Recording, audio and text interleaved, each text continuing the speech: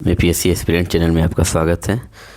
तो जैसा कि मैंने आपको कल से स्टार्ट कर दिया था, पॉलिटी के जितने भी चैप्टर्स हैं उनके इम्पोर्टेंट एमसीक्यू का सीरीज़ मैं स्टार्ट किया हूं।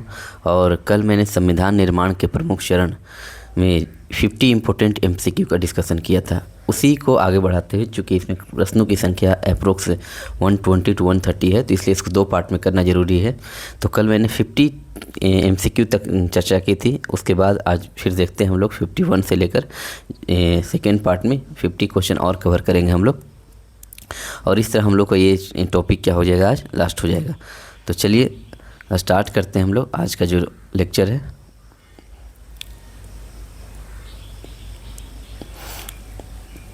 और ये है हम लोग का 50 तक मैंने कंप्लीट किया था।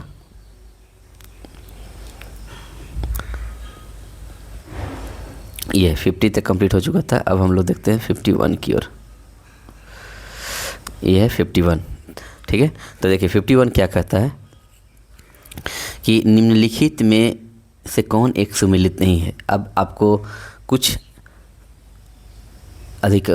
संवैधानिक टर्म दिए गए हैं और ये कहाँ से लिए गए हैं उनसे आपको मिलान करना है, ठीक है।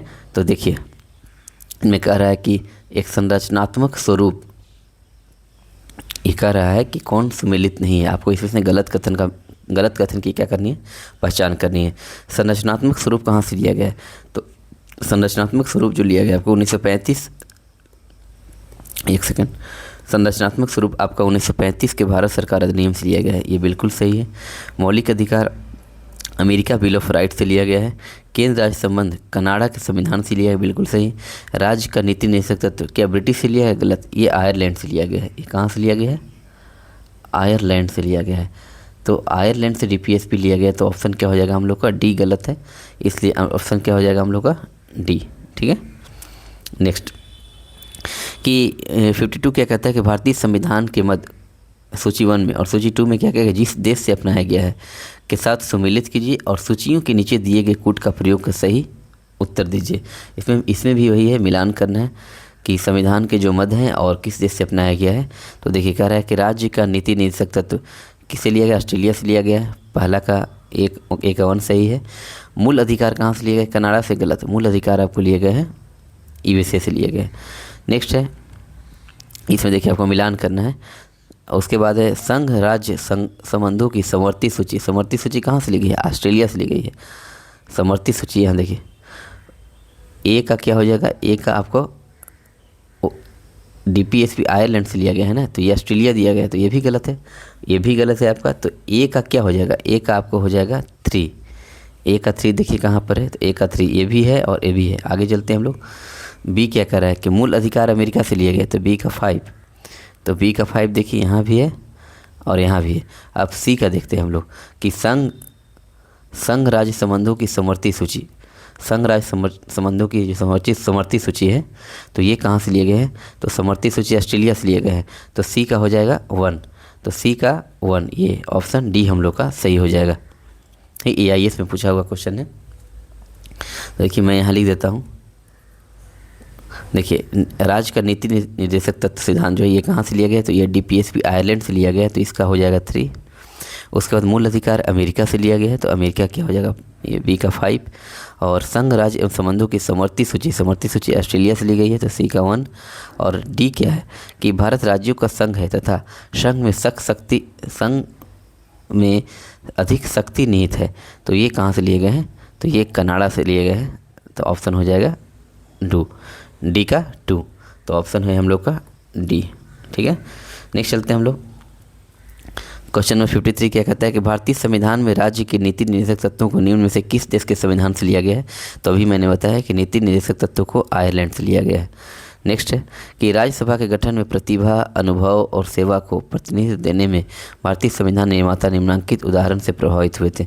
तो राज्यसभा के गठन में प्रतिभा, अनुभव और सेवा को प्रतिनिधित्व देने के लिए भारतीय संविधान निर्माता ये किस देश से प्रभावित हुए थे, तो आपको देखिए पहला है आयरिश रिपब्लिक, सेकेंड है आपको कनाडा, थर्ड है यूएसए और ये है आपका ऑस्ट्रेलिया। तो यहाँ हो जाएगा आपका कि राज्यसभा के गठन में जो भी प्रतिभा और अनुभव और सेवा को जो प्रतिनिधित्व दिया गया है वो लिया गया है कहाँ से, तो आयरलैंड से लिया गया है। ये आयरलैंड से जो भी आपको नए नए अगर आपको दिख रहे हो टर्म, उसको आप और नोट्स में क्या करेंगे, मैं यहाँ मार्क भी कर देता हूँ ताकि पीडीएफ में आपको खोजना ना पड़े। पीडीएफ आपको टेलीग्राम चैनल पर आपको प्रोवाइड कर दिया जाएगा जैसे ही सेशन कंप्लीट होगा। ठीक है, नेक्स्ट है हम लोग का कि राष्ट्रपति के निर्वाचन के लिए, राष्ट्रपति के निर्वाचन के लिए निर्वाचक मंडल की व्यवस्था ली गई है। निर्वाचक मंडल की व्यवस्था कहाँ से ली गई है, तो राष्ट्रपति के निर्वाचन के लिए निर्वाचक मंडल की व्यवस्था भी ये आयरलैंड से ली गई है। कहाँ से ली गई, आयरलैंड से ली गई। तो जो भी नए नए आपको टर्म दिख रहे हैं उसको आप प्लीज़ वार नोट्स में आप उसको ज़रूर तैयार करें। ठीक है, जो कॉमन है तो सबको याद रहता है, लेकिन जो नए नए पार्ट आ जाते हैं उनको आप वार नोट्स में क्या कर लेंगे, तैयार कर लेंगे। तो कह रहा है कि यहाँ देखिए कह रहा है क्या कि राष्ट्रपति के निर्वाचन के लिए निर्वाचक मंडल ये कहाँ से लिए गए, तो आयरलैंड के संविधान से लिए गए हैं। नेक्स्ट देखिए क्वेश्चन नंबर 56 क्या कहता है कि निम्नलिखित में से किस देश का अनुसरण करते हुए भारत के संविधान निर्माताओं ने संसदीय व्यवस्थाओं के क्रियान्वयन हेतु पद्धति निश्चित की थी। संसदीय व्यवस्था पार्लियामेंट्री सिस्टम कहाँ से लिया गया, तो पार्लियामेंट्री सिस्टम आप जानते हैं ब्रिटेन से लिया गया है। पार्लियामेंट्री सिस्टम ब्रिटेन से लिया गया है। नेक्स्ट है आपको फिर इसमें क्या करना है, आपको कौन एक सही सुमेलित नहीं है, सही सुमेलित नहीं, इसका मिलान करना है। देखिए राज्य का नीति निदेशक तो आयरलैंड से लिया गया है, बिल्कुल सही है। आपात उपबंध जर्मनी से लिया गया है। ठीक है, फिर देखिए यहाँ पर क्या वित्त आयोग संयुक्त राज्य अमेरिका से लिया गया है, गलत, क्योंकि देखिए यहाँ पर ये गलत है। और संसदीय व्यवस्था जो है वो ब्रिटेन से लिया गया है। तो वित्त आयोग जो है संयुक्त राज्य अमेरिका से नहीं लिए गए हैं। तो ऑप्शन क्या हो जाएगा हम लोग का, सी गलत हो जाएगा। नेक्स्ट चलते हैं हम लोग क्वेश्चन नंबर 58 की ओर कि भारत के संविधान में उद्देशिका का विचार लिया गया है। तो उद्देशिका के विचार और उद्देशिका के विचार कहाँ से लिए गए हैं, तो ये अमेरिका से लिए गए हैं उद्देशिका के विचार। लेकिन अगर पूछा जाए कि उद्देशिका की भाषा कहाँ से ली गई है, तो ऑस्ट्रेलिया से। उद्देशिका से रिलेटेड दो चीज़ आप याद रखेंगे कि उद्देशिका माने प्रस्ताव, उद्देशिका मतलब क्या था कि संविधान का प्रस्ताव। तो प्रस्ताव का विचार या उद्देशिका का विचार, इसका विचार लिया गया कहाँ से, ये विचार लिया गया अमेरिका से। लेकिन उद्देशिका की अगर भाषा की उद्देशिका की भाषा अगर बात करते हैं तो ये कहाँ से लिए गए हैं, तो ये लिया गया है ऑस्ट्रेलिया से। ये लिया गया ऑस्ट्रेलिया से। आप लोग दो टर्म यहाँ पर याद रखेंगे। ठीक है, देखिए मैं यहाँ बॉक्स के अंदर पढ़ देता हूँ क्या लिखा हुआ है कि भारतीय संविधान में उद्देशिका या प्रस्तावना का स्रोत अमेरिकी संविधान है। प्रस्तावना को संविधान का परिचय अथवा भूमिका कहते हैं। इसमें संविधान का सार होता है। प्रख्यात न्यायविद एवं संवैधानिक विशेषज्ञ एन पालकीवाला ने प्रस्तावना को संविधान का परिचय पत्र कहा। एक स्टेटमेंट ये भी आप क्या करेंगे, नोट डाउन करेंगे कि एन पालकीवाला ने ही क्या किया था, प्रस्तावना को संविधान का परिचय पत्र कहा है। और ऑस्ट्रेलिया से क्या ली गई, उद्देशिका की भाषा। ठीक है, नेक्स्ट है कि भारतीय संविधान में राज्यों का संघ की संकल्पना को प्राप्त किया गया। राज्यों का संघ कहाँ से लिया गया है, तो राज्यों का संघ जो है ये देखिए कि अमेरिका के संविधान से लिया गया है, नहीं। ऑस्ट्रेलिया के संविधान से नहीं, स्विट्जरलैंड के संविधान से नहीं। एक लास्ट है हम लोग का ब्रिटिश नॉर्थ अमेरिकी अधिनियम। ये भी आप क्या करेंगे, नोट डाउन करेंगे कि राज्यों का संघ ये यूपीपीसीएस 2017 में पूछा गया है कि राज्यों का संघ की संकल्पना किससे प्राप्त हुआ है भारत को, तो ये ब्रिटिश नॉर्थ अमेरिकी संविधान अमेरिका अधिनियम से प्राप्त हुआ है। राज्यों का संघ की संकल्पना ब्रिटिश नॉर्थ अमेरिका एक्ट क्या है, कनाडा। राज्यों के संघ कहाँ से लिया गया है, British north America act Canada से। कहाँ से लिया गया है, कनाडा से। ये कनाडा से लिया गया है। ठीक है, और भारतीय संविधान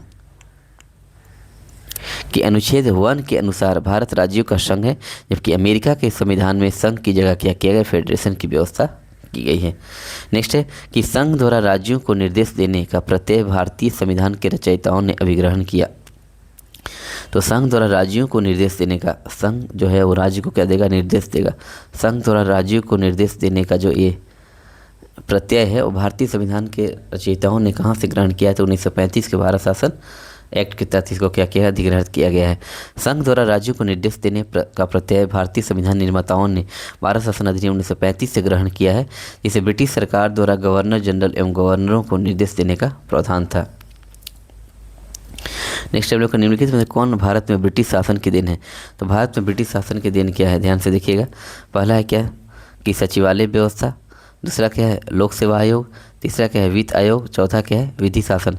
तो यहाँ पर आपको देखना है कि कौन कौन सा यहाँ पर है। तो देखिए वित्त आयोग तो यहाँ पर नहीं होगा, इसको हटा दीजिए। हाँ, सचिवालय की व्यवस्था ये ब्रिटिश शासन की देन है, लोक सेवा आयोग भी ब्रिटिश शासन की ही देन है, और विधि का शासन जो है ये भी है। विधि का शासन जो है वो ब्रिटेन का देन है, लेकिन विधि द्वारा स्थापित प्रक्रिया वो जापान की देन होती है। तो यहाँ पर कौन कौन हो जाएगा सही, सेक्रेटरीट की व्यवस्था ब्रिटिश सरकार की देन है, पब्लिक सर्विस कमीशन भी ब्रिटिश सरकार की देन है, और रूल ऑफ लॉ जो है भी विधि का शासन भी क्या है वो ब्रिटिश सरकार की ही देन है। तो 61 का क्या हो जाएगा हम लोग का, 61 का डी, 1 2 का 4 3 नहीं होगा सिर्फ।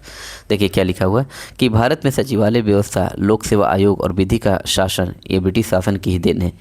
ठीक है, विधि के शासन का आशय यह है कि यह संबंधित राज्य में कोई व्यक्ति या संस्था सर्वोच्च न होकर, विधि सर्वोच्च है। विधि का शासन का मतलब होता है कि राज्य में कोई व्यक्ति या संस्था सर्वोच्च न होकर विधि ही क्या है सर्वोच्च है। इस प्रकार के शासन में सभी व्यक्ति कानून के समक्ष समान होते हैं और उन्हें कानून का समान संरक्षण प्राप्त होता है। इस सिद्धांत का प्रतिपादन प्रसिद्ध ब्रिटिश विधिवेत्ता एल्बर्ट डायसी द्वारा 19वीं सदी में प्रतिपादित किया गया था। कानून का जो सिद्धांत है ये, इसके प्रतिपादन कौन है, एल्बर्ट डायसी। ये कब प्रतिपादित किए थे, तो 19वीं सदी में। ठीक है, नेक्स्ट चलते हैं हम लोग क्वेश्चन नंबर 62 की ओर। 62 क्या कह रहा है कि नीचे दो सूचियां दी गई हैं, एक में भारतीय संविधान के प्रावधान है और दूसरे में वे देश जहां से उन्हें ग्रहण किया गया है, और आपको क्या करना है इन सूचियों को मिलान करना है सही से। ठीक है, अच्छा, विधि कानून के समक्ष समता, ये कहाँ से लिए गए, ये क्या संयुक्त अमेरिका से लिए, नहीं, ये आपको ब्रिटेन से लिए गए। देखिए मैं यहाँ लिखते जाता हूँ, ए का 2,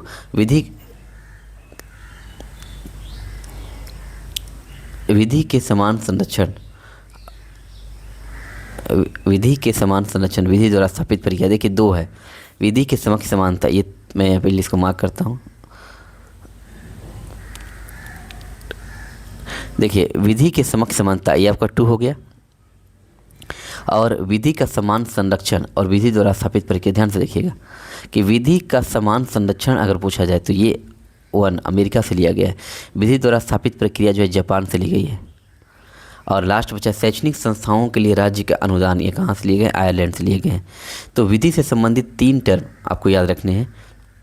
तो पहले देखिए, ए का 2, बी का 1, सी का 3, डी का 4, ये कहाँ पर है, ए का 2, बी का 1, सी का 3, डी का 4, ये ऑप्शन हो जाएगा आपको बी। ठीक है, तो ये देखिए अभी तक मैंने सिर्फ 2 ही आपको बताया था कि अगर विधि के समक्ष समानता और विधि द्वारा स्थापित प्रक्रिया, तो विधि के समक्ष समानता जो होता है, तो विधि के समक्ष समानता ये किस देश की देन है, तो विधि के समक्ष समानता है ये जापान, ये आपको ब्रिटेन मतलब इंग्लैंड की देन है, और विधि द्वारा स्थापित प्रक्रिया जापान की देन है। लेकिन अगर विधि का समान संरक्षण की बात करेंगे तो ये कहाँ की है, अमेरिका की है, और शैक्षणिक संस्थाओं के लिए राज्य का अनुदान ये आयरलैंड की है। ठीक है, तो मैं यहाँ पर अभी नोट करूँगा, पहले इसको पढ़ लेता हूँ कि भारतीय संविधान में विश्व के संविधानों से प्रेरणा ली गई है। विधि के समक्ष समता ये ग्रेट ब्रिटेन से, विधि का समान संरक्षण अमेरिका से, और विधि द्वारा स्थापित प्रक्रिया जापान से, शैक्षणिक संस्थाओं के लिए राज्य द्वारा अनुदान आयरलैंड से। समवर्ती सूची को ऑस्ट्रेलिया के संविधान से लिया गया है, जबकि नीति निषेध तत्वों को आयरलैंड के संविधान से लिया गया है। ठीक है, तो मैं यहाँ पर एक पॉइंट नोट करता हूँ, आप लोग भी नोट करते चले जाएंगे। विधि मतलब कानून, ध्यान से देखिएगा। विधि से रिलेटेड जो 3 टर्म है वो कहाँ से लिए गए, तीनों को देखिए। पहला क्या है कि विधि के समक्ष क्या है, समता।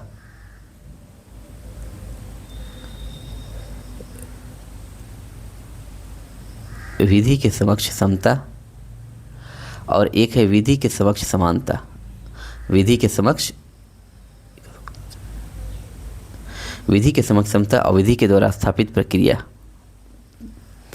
विधि के द्वारा स्थापित प्रक्रिया, और एक है विधि का समान संरक्षण। विधि का समान संरक्षण, ये 3 टर्म विधि से रिलेटेड आए हैं, और तीनों कहाँ से लिए, देखिए विधि के समक्ष समता ये आपको लिए गए हैं ब्रिटेन से, यूके से। विधि द्वारा स्थापित प्रक्रिया ये जापान से लिए गए हैं। और विधि का समान संरक्षण जो है ये कहाँ से लिए गए हैं, ये अमेरिका से लिए गए हैं। ठीक है, ये 3 टर्म आप क्या करेंगे, नोट डाउन करेंगे। नेक्स्ट चलते हैं हम लोग, क्या कहता है नेक्स्ट क्वेश्चन कि भारत, एक सेकेंड, हाँ, कि 63 क्या कहता है कि निम्नलिखित में से कौन सी विशेषताएं ब्रिटिश संविधान से भारत के संविधान में ली गई है। तो कानून का शासन ये पहला लिया गया है। विधि निर्माण की प्रक्रिया, अभी मैंने बताया कि विधि के द्वारा स्थापित प्रक्रिया जो है ये आपको कहाँ से लिए गए हैं। देखिए, विधि के पहला रूल ऑफ लॉ, कानून का शासन, ये आपको ब्रिटिश संविधान से लिया गया है। ठीक, उसके बाद है आपको देखिए संसदीय व्यवस्था भी कहाँ से, ब्रिटिश के संविधान से लिया गया है। क्या न्यायपालिका की स्वतंत्रता जो है, ये तो पहले ही कट कर दीजिए, 3 होना ही नहीं चाहिए। ठीक है, तो 3 नहीं होना चाहिए। बाकी लॉ मेकिंग प्रोसीड्यूर, विधि निर्माण प्रक्रिया, तो विधि के समझता, अब विधि निर्माण प्रक्रिया ये भी कहाँ से है, ये विधि निर्माण प्रक्रिया भी आपको ब्रिटिश संविधान से लिए गए हैं। ठीक है, तो 1 2 का 4, ये आपको 1 2 का 4 डी ऑप्शन यहाँ पर। ये CDS में क्वेश्चन पूछा गया, बहुत ही अच्छा क्वेश्चन पूछे। CDS के PYQ अगर आप लगाइएगा तो उससे बहुत ज़्यादा आपको इम्प्रूवमेंट देखने को मिलेगा। तो भारत के संविधान ने अपने अधिकतर उपबंध विश्व के कई देशों के संविधान और भारत शासन अधिनियम 1935 के उपबंधों से ग्रहण की है।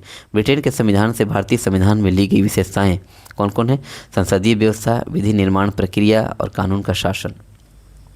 तो विधि निर्माण प्रक्रिया, देखिए विधि के समक्ष समानता, विधि के समक्ष क्षमता जो है,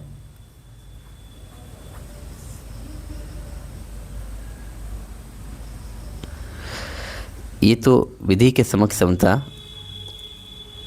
ये ब्रिटेन से लिया ही गया था। और एक और ब्रिटिश संविधान से क्या लिया गया है, विधि निर्माण प्रक्रिया। मैं यहाँ पर ऐड कर देता हूँ विधि निर्माण प्रक्रिया। देखिए यहाँ पर लिखा हुआ है विधि निर्माण प्रक्रिया, विधि निर्माण। मैं इसको एक जगह ऐसे लिख रहा हूँ ताकि रिवीजन करने में क्या होंगे, सहूलियत होगी। तो देखिए विधि निर्माण प्रक्रिया या फिर विधि के समक्ष समता, ये दोनों कहाँ से लिए गए, ये दोनों ब्रिटेन से लिए गए हैं। ये दोनों ब्रिटेन से लिए गए हैं। ठीक है, नेक्स्ट चलते हैं हम लोग कि हम न्यायिक पुनरावलोकन की व्याख्या देते हैं। ये किसने कहा, तो ये हम न्यायिक पुनरावलोकन की व्याख्या देखते हैं, ये भारत और यूएसए दोनों में है। देखिए न्यायिक पुनरावलोकन की व्यवस्था जो है भारत और यूएसए दोनों देशों में। न्यायिक पुनरावलोकन के अंतर्गत न्यायालयों को शक्ति है जिसके द्वारा वे विधानमंडल के कानूनों तथा कार्यपालिका के आदेशों की जांच कर सकते हैं, और यदि ये कानून अथवा आदेश संविधान का उल्लंघन करते हों तो उन्हें असंवैधानिक और शून्य घोषित किया जा सकता है। न्यायिक पुनरावलोकन जो है यह भारत अमेरिका दोनों में है। यह होता क्या है, ध्यान से सुनिए कि न्यायिक पुनरावलोकन जो है वह न्यायालयों के पास एक ऐसी शक्ति है जो अगर विधानमंडल या संसद में कोई कानून पारित कर दिया जाता है और अगर वो कानून संविधान के या संविधान के उद्देश्यों का, संविधान के जो हित है उनके अगर उल्लंघन करते हैं तो न्यायपालिका क्या करेगी कि उस कानून को या तो असंवैधानिक घोषित कर देगी या उससे शून्य घोषित कर सकती है, जिस लिमिट तक वो कानून का उल्लंघन कर रही है। नेक्स्ट है कि भारत के संविधान के आलेखन प्रारूपण, यानी कि संविधान के आलेखन जो है सदस्य के रूप में अलादी कृष्ण स्वामी अय्यर के बारे में निम्नलिखित में से कौन सा कथन सही है। ठीक है, तो इसमें देखिए, इसमें मिलान करना है नहीं, इसमें आपको चूज करना है। तो अलादी कृष्ण स्वामी अय्यर के बारे में कौन सा कथन सही है। पहला कथन क्या है कि भारत के संविधान के निर्वाचन से संबंधित महत्वपूर्ण निर्णयों के लिए जाने में उच्चतम न्यायालय की भूमिका के वे क्या थे, पक्षधर थे। क्या कह रहा है कि भारत के संविधान के निर्वाचन से संबंधित महत्वपूर्ण निर्णय के लिए वे उच्चतम न्यायालय की भूमिका के वे पक्षधर थे, ये सही है। नेक्स्ट कहते हैं उनका यह मानना था कि स्वतंत्रता और सामाजिक निग्रह के बीच उच्चतम न्यायालय को एक रेखा खींचनी पड़ेगी, ये सही है। थर्ड क्या कहते हैं कि न्यायपालिका पर कार्यपालिका के प्रभुत्व में उनका विश्वास था, ये कदापि नहीं, ये इनका विश्वास नहीं था। और शासन के एक अधिनायकीय स्वरूप के पक्षधर थे, तो ये भी गलत है। तो ऑप्शन क्या हो जाएंगे, सिर्फ 1 और 2। 1 और 2। ठीक है, ये भी सीरियस में पूछा हुआ है। देखिए क्या लिखा गया है कि अल्लादी कृष्ण स्वामी अय्यर प्रारूप समिति के सदस्य थे। अभी मैंने बताया था स्टार्टिंग में ही कल कि प्रारूप समिति में टोटल सदस्य कितने थे, 7, जिसमें भीमराव अम्बेडकर भी अध्यक्षता के रूप में उसमें शामिल थे, अध्यक्ष के रूप में शामिल थे। तो अल्लादी कृष्ण स्वामी अय्यर भी प्रारूप समिति के एक सदस्य थे, जो वे भारत के संविधान के निर्वाचन से संबंधित महत्वपूर्ण निर्णयों के लिए जाने जाते हैं। भारत के संविधान के निर्वाचन से संबंधित जो भी महत्वपूर्ण निर्णय हैं उनके लिए ये जाने जाते थे। वे उच्चतम न्यायालय की भूमिका के वे पक्षधर थे। उनका मानना था कि उच्चतम न्यायालय जो है अपनी भूमिका अदा करे, और साथ ही उनका यह भी मानना था कि स्वतंत्रता और सामाजिक निग्रह के बीच उच्चतम न्यायालय को एक रेखा खींचनी होगी। स्वतंत्रता और सामाजिक जो निग्रह है उसके बीच उच्चतम न्यायालय को क्या करनी होगी, एक रेखा खींचनी पड़ेगी। नेक्स्ट है क्वेश्चन नंबर 66 की ओर चलते हैं कि संविधान सभा में भारतीय संविधान का तृतीय वाचन कब प्रारंभ हुआ। आप लोग जानते हैं कि संविधान सभा में जब संविधान का निर्माण हो रहा था तो कितने वाचन हुए थे, 3 वाचन हुए थे। अब 3 वाचन में कह रहा है कि तृतीय वाचन कब हुआ था, उसको आपको टिक आउट करना है। तो सबसे पहले देख लीजिए क्या लिखा हुआ है कि डॉक्टर BR अम्बेडकर द्वारा संविधान के अंतिम प्रारूप पेश करने के साथ ही 4 नवंबर 1948 को प्रथम वाचन, जो 9 नवंबर 1948 तक चला था। उसके बाद संविधान पर द्वितीय वाचन 15 नवंबर 1948 से प्रारंभ हुआ था और 17 अक्टूबर तक चला था। और तृतीय वाचन जो है 14 नवंबर 1949 से क्या हुआ था, प्रारंभ हुआ और 26 नवंबर 1949 तक चला। तो तीसरा वाचन 14 नवंबर 1949, तो ऑप्शन हो जाएंगे यहाँ पर ए, ऑप्शन हो जाएंगे ये 14 नवंबर 1949। ध्यान से देखिए, मैं इसको क्या कर देता हूँ, हाईलाइट कर देता हूँ। देखिए पहला वाचन 4 नवंबर 1948 को प्रारंभ हुआ, दूसरा वाचन 15 नवंबर 1948 को हुआ और तीसरा वाचन 14 नवंबर 1949 को हुआ। ठीक है, ये पहला, ये दूसरा और ये तीसरा, पहला, दूसरा और तीसरा। ठीक है, तो टोटल 3 वाचन हुए थे। ये डेट आप नोट डाउन कर लेंगे। नेक्स्ट है क्वेश्चन नंबर 67 की ओर चलते हैं हम लोग कि भारत को एक संविधान देने का प्रस्ताव संविधान सभा द्वारा पारित किया गया था। भारत को एक संविधान देने का प्रस्ताव कब पारित किया गया था, तो देखिए पहला है 22 जनवरी 1946 कि 22 जनवरी 1947। तो इसका आंसर हो जाएगा आपको 22 जनवरी 1947, option B. Option B, Bharat को एक संविधान देने का प्रस्ताव जो है 22 जनवरी 1947 को। ये क्या कह रहा है कि भारत को संविधान देने का प्रस्ताव संविधान सभा द्वारा 22 जनवरी 1947 को पारित किया गया था। और नेहरू जी ने क्या किया था कि 13 दिसंबर 1946 को उद्देश्य प्रस्ताव पेश किया। भारत को एक संविधान देने का जो प्रस्ताव है वो संविधान सभा द्वारा कब पारित किया गया था, 22 जनवरी 1947 को। ठीक है, लेकिन नेहरू जी ने क्या किया था, 13 दिसंबर 1946 को ही उद्देश्य प्रस्ताव पेश किया और उद्देश्य प्रस्ताव ने संविधान सभा को उसके मार्गदर्शी सिद्धांत और दर्शन दिए जिनके आधार पर इसे संविधान निर्माण कार्य करना था।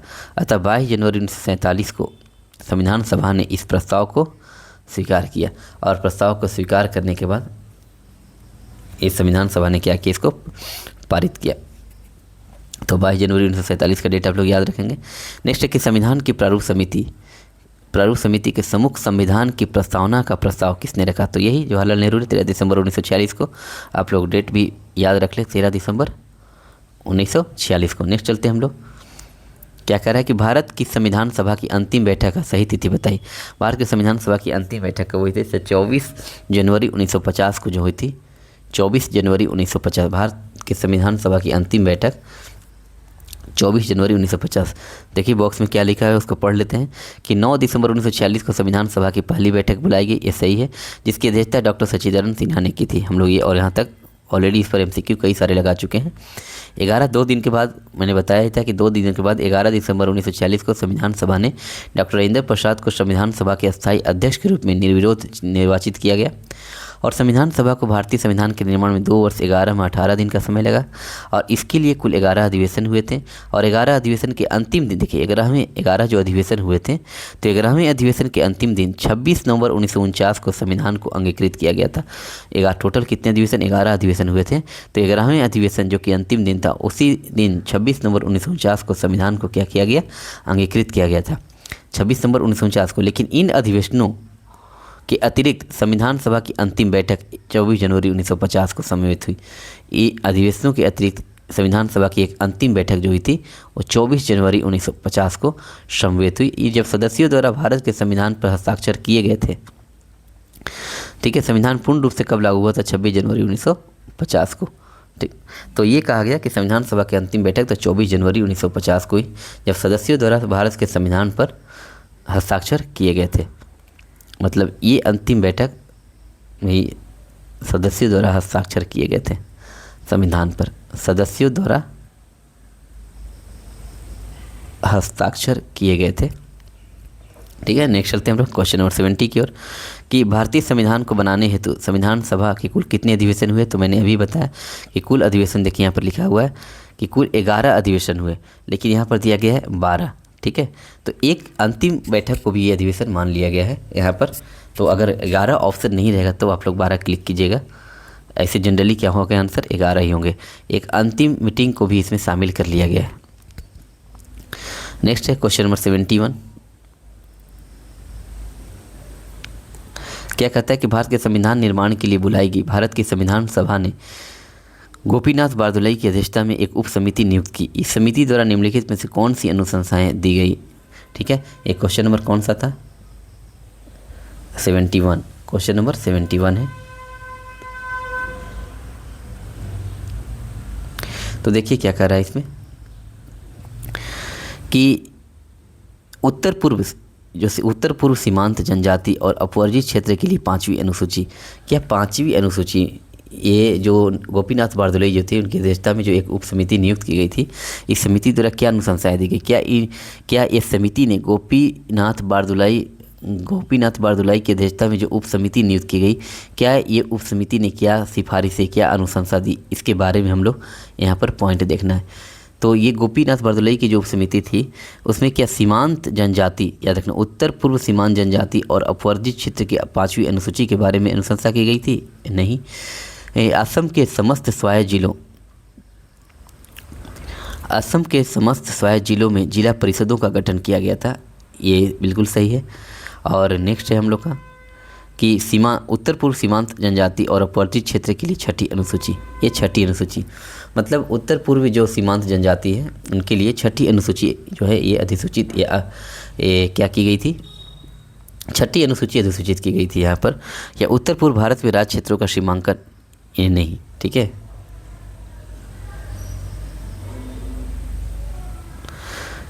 जैसे देखिए आप 6ठी अनुसूची में देखिएगा तो ये असम, त्रिपुरा, मेघालय, मिजोरम, तो उत्तर पूर्वी जो राज्य है असम, ये आपको देखिएगा तो ये 6th शेड्यूल का पार्ट है, इसलिए 5th शेड्यूल जो था 5वीं अनुसूची, ये तो गलत ही हो जाएंगे।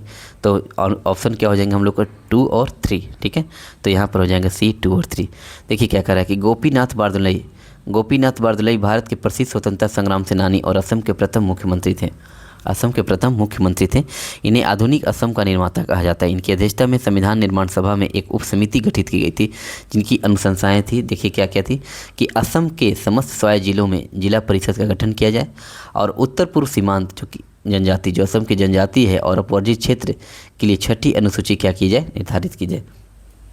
ठीक है, तो ये आप दोनों कथन आप याद रखेंगे। ठीक है, इस तरह के क्वेश्चन अगर मान लिया जाए कि अगर आप सिर्फ ये थ्योरी पढ़ते रहेंगे तो आपको इस क्वेश्चन का आइडिया नहीं लग पाएगा। देखिए कितना डीपली क्वेश्चन पूछा गया है और कैसा स्टेटमेंट वाइज क्वेश्चन पूछा जा रहा है। जो आप कितना भी आप कंटेंट पढ़ लें, कोई नोट्स पढ़ लें या फिर ये आपको नहीं मिलने वाले हैं जब तक आप क्वेश्चंस का प्रैक्टिस नहीं कर पाते हैं। ठीक है, इसलिए क्वेश्चन का मेरा मोटिव ही रहा है कि MCQ के माध्यम से आपको सिलेबस कवर किया जाए, और जो कंसेप्ट होंगे वो तो मैं शाम के बैच में आपको मेंस के लिए पढ़ा ही रहा हूँ, तो उसमें आपको सारा का सारा कंसेप्ट क्लियर हो जाएगा।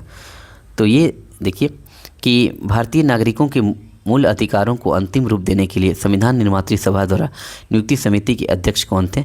तो मूल अधिकारों को यहाँ देखिए, मूल अधिकारों को अंतिम रूप देने के लिए संविधान निर्मात्री सभा द्वारा नियुक्त समिति के अध्यक्ष कौन थे? सरदार पटेल।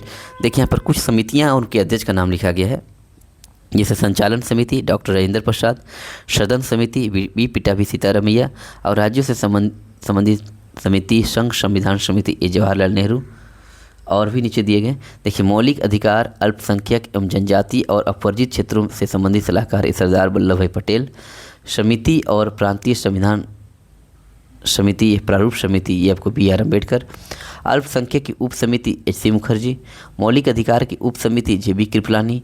कार्य संचालन समिति के एम मुंशी। झंडा समिति डॉक्टर राजेंद्र प्रसाद। ठीक है, ये हुआ, ये हुआ।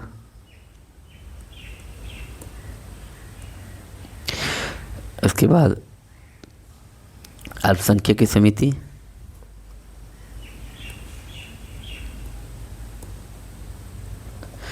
मौलिक अधिकार की उप समिति, कार्य संचालन समिति और झंडा समिति। ठीक है, ये आप लोग इतना याद रखेंगे। तो ये जो है प्रारूप समिति बी आर अम्बेडकर, अल्पसंख्यकों की उप समिति एच सी मुखर्जी, मौलिक अधिकार की उप समिति जे बी कृपलानी, कार्य संचालन समिति के एम मुंशी और झंडा समिति डॉक्टर राजेंद्र प्रसाद। इसको आप क्या करेंगे, नोट डाउन कर लेंगे। मैं यहाँ पर मार्क कर देता हूँ क्योंकि यहाँ पर कन्फ्यूजन आपको बना रह सकता है। नेक्स्ट है क्वेश्चन नंबर 73 की ओर हम लोग चलते हैं कि संविधान सभा के मूलाधिकार समिति के अध्यक्ष कौन थे। तो संविधान सभा के मूल अधिकार समिति के जो अध्यक्ष हैं सरदार वल्लभ भाई पटेल। देखिए यहाँ पर मैंने आपको बताया भी कि मौलिक अधिकार जो है किससे संबंधित है, सरदार वल्लभ भाई पटेल। नेक्स्ट क्वेश्चन नंबर 74 की ओर चलते हैं कि संविधान सभा के मौलिक अधिकारों हेतु गठित सलाहकार समिति का निम्न से कौन अध्यक्ष है। तो सलाहकार समिति के अध्यक्ष कौन है, तो ये वल्लभ भाई पटेल। नेक्स्ट संविधान सभा के प्रांतीय संविधान समिति, तो ये भी वल्लभ भाई पटेल। प्रांतीय संविधान समिति के अध्यक्ष भी वल्लभ भाई पटेल हैं।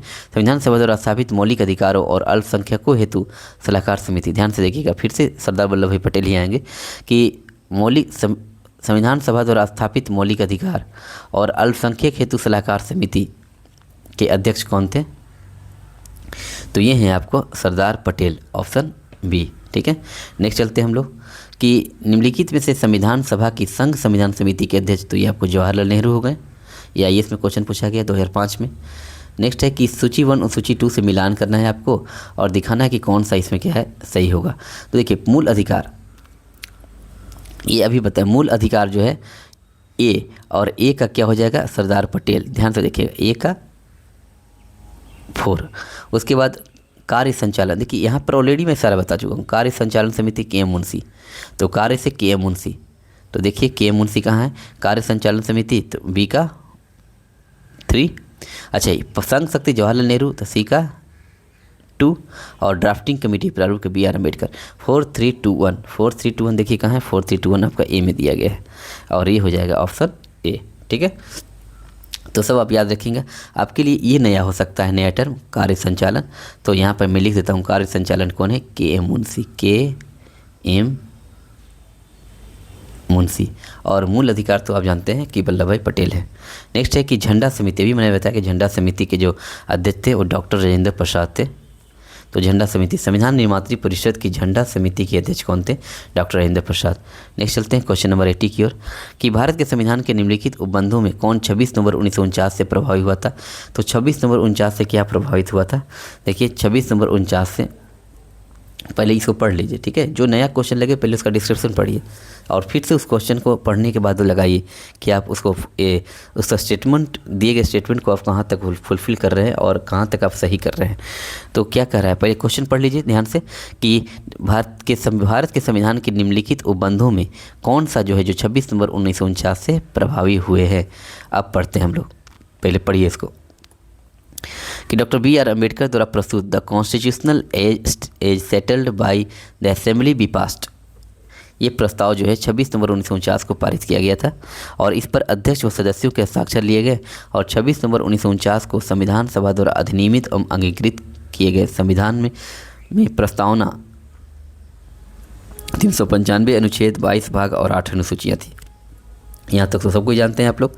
अब इस दिन संविधान के कुछ अंश जैसे नागरिकता, जब संविधान जब अंगीकृत किए गए थे और तो इस दिन संविधान के कुछ अंश जैसे नागरिकता, निर्वाचन, तदर्थ संसद, याद रखिएगा नागरिकता, निर्वाचन, तदर्थ संसद और बहुत सारे ऐसे आर्टिकल्स जैसे 5, 6, 7, 8, 9, 60, 324, 366, 367, 379, 380, 388, 391, 392, 393 ये स्वतः ही लागू हो गया, ये स्वतः ही लागू हो गया। और संविधान का शेष प्रावधान जो शेष प्रावधान है वो 26 जनवरी 1950 को लागू हुआ, क्योंकि 26 जनवरी 1930 को पूर्ण स्वराज दिवस मनाया गया था। इसी उपलक्ष्य में इस दिन को चुना गया। तो देखिए यहाँ पर कि 26 नवंबर 1949 को जो संविधान को क्या किया गया, अंगीकृत किया गया था, तो उस समय ये पार्ट ऑलरेडी क्या कर दिए गए थे, स्वतः लागू हो गए थे। और बाकी के जो रेस्ट पार्ट है, बाकी रेस्ट पार्ट जो है ये 26 जनवरी 1950 को क्या हुए थे, लागू हुए थे। तो यहाँ पर देख रहा है कि 26 नवंबर 1949 से कौन कौन से जो वो बंद थे वो आपको प्रभावी हुए थे। तो देखिए निर्वाचन था, उसके बाद यहाँ देखिए क्या है, नागरिकता, निर्वाचन और तदर्थ संसद। तो देखिए नागरिकता है, निर्वाचन है, नागरिकता है और न्याय 1 और 2 हो गया। क्या आपात उपबंध था? नहीं, आपात उपबंध जो है ये आपको ये कहाँ से लिए गए, जर्मनी से लिए गए हैं, ठीक है। और ये इमरजेंसी का जो उपबंध है 352, 356, 360 ये 3 आर्टिकल कवर करते हैं। तो यहाँ देखिए 324 के बाद 366 आ गए यहाँ पर, यानी कि ये तीनों आर्टिकल मिसिंग है, तो ये यहाँ पर नहीं हो जाएंगे, ठीक है। और न्यायाधीशों की नियुक्ति जो है वो आर्टिकल 324 के बाद, 324 में न्यायाधीशों की नियुक्ति की बात नहीं कही है, सर्वोच्च न्यायालय की बात की गई है। तो न्यायाधीशों की नियुक्ति 324 आर्टिकल के बाद जो है यहाँ पर नहीं दिए गए हैं, तो ये न्यायाधीशों की नियुक्ति को भी कट करते हैं हम लोग। तो ऑप्शन क्या हो जाएगा, 1 और 2, ठीक है। बाकी ये आर्टिकल आप नोट डाउन कर लेंगे कि नागरिकता, निर्वाचन, तदर्थ संसद और 5 से लेकर 5, 6, 7, 8, 9, 60, 324, 366, 367, 379, 380, 388, 91, 92 और 93, ठीक। कितने आर्टिकल ध्यान से देखिए, 1, 2, 3, 4, 5, 6, 7, 8, 9, 10, 11, 12, 13, 14, 15, ये 15 आर्टिकल यहाँ पर हैं, आप लोग ध्यान रखेंगे, ठीक है। नेक्स्ट चलते हैं हम लोग 26 नवंबर 1949। 26 नवंबर 1949 को भारत के संविधान में निम्नलिखित में से कौन सा प्रावधान लागू हुए? फिर से वही है। तो देखिए अभी मैंने बताया नागरिकता, निर्वाचन ये दोनों तो शामिल हुए ही थे। क्या अस्थाई संसद शामिल हुए थे? अस्थाई संसद, पार्लियामेंट, ये प्रोविजनल पार्लियामेंट, और एक होता है फंडामेंटल राइट, मूल अधिकार। मूल अधिकार जो है देखिए, मूल अधिकार जो है मौलिक अधिकार को शामिल नहीं किया गया था।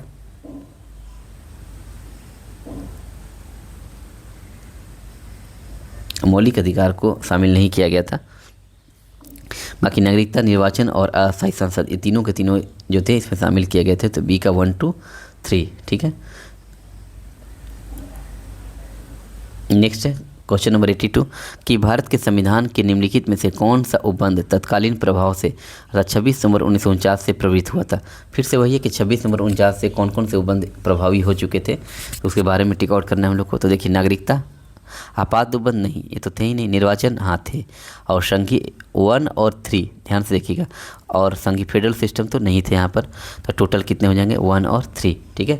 ये जो आर्टिकल है मैं इसका एक शॉर्ट्स के थ्रू आपको क्या कर दूंगा, अपलोड कर दूंगा कि कौन कौन से आर्टिकल 26 नवंबर 1949 से प्रभावित हैं, और उस जो रेस्ट बचे हुए जो आर्टिकल है, टोटल आर्टिकल तो 395 थे। तो 395 में देखिएगा कि ये जो 15 जो आर्टिकल हैं यहाँ पर, ये आपको संविधान का जब संविधान को अंगीकृत किया गया था तो उसी टाइम ये पारित हो गए थे, स्वतः लागू हो गए थे, ठीक है। तो उसी में से ये क्वेश्चन पूछा जा रहा है कि 26 नवंबर 1949 को जब संविधान अंगीकृत हुआ था संविधान सभा द्वारा, तो उस समय कौन कौन से जो प्रावधान थे, कौन कौन से आपको उपबंध थे जो आपको लागू हो गए थे स्वतः? तो ये 15 आर्टिकल लागू हुए थे टोटल। उसमें से नागरिकता होंगे और निर्वाचन होंगे, आपात उपबंध नहीं होगा, आपात उपबंध नहीं होगा। तो देखिए 1 और 3 के साथ जाएंगे तो ऑप्शन डी। नेक्स्ट चलते हैं हम लोग, भारत का संविधान कब लागू हुआ था? तो 26 जनवरी 1950 को, ऑप्शन डी हो जाएंगे। नेक्स्ट है कि भारतीय संविधान का संविधान सभा द्वारा अंगीकृत कब किया गया था? 26 नवंबर 1949 को, ठीक है। नेक्स्ट चलते हैं कि भारतीय संविधान को 26 नवंबर 1949 को किसके द्वारा अधिनियमित किया गया? तो ये अधिनियमित किया गया आपको संविधान सभा द्वारा अधिनियमित किया गया। नेक्स्ट चलते हैं हम लोग कि संविधान को 26 जनवरी के दिन लागू करने का निर्णय इसलिए लिया गया क्योंकि यह एक शुभ दिन था। गलत। इस तिथि को 1942 ईस्वी में भारत छोड़ आंदोलन प्रारंभ किया गया था। गलत। कांग्रेस ने इस तिथि को 1930 ईस्वी के स्वतंत्रता दिवस के रूप में मनाया था। तो ये सही है, ऑप्शन हो जाएंगे हम लोग का, क्योंकि इसी तिथि को 1930 में कांग्रेस ने स्वतंत्रता दिवस के रूप में मनाया था, इसलिए 26 जनवरी को संविधान लागू करने का निर्णय लिया गया था। नेक्स्ट है कि लिखित और अलिखित संविधान के बीच प्रमुख अंतर क्या है? ध्यान से देखिएगा।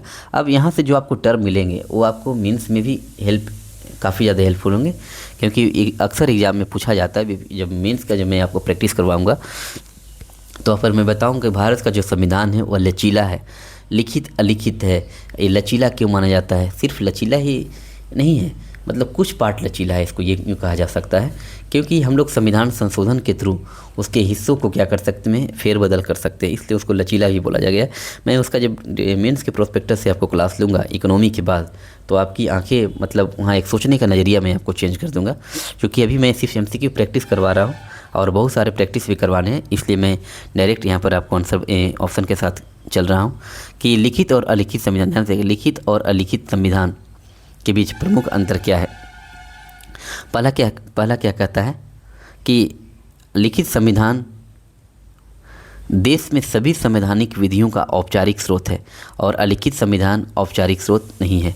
ठीक है, तो लिखित संविधान जो है वह विधियों का एक औपचारिक स्रोत है और अलिखित संविधान औपचारिक स्रोत नहीं है, ये सही है।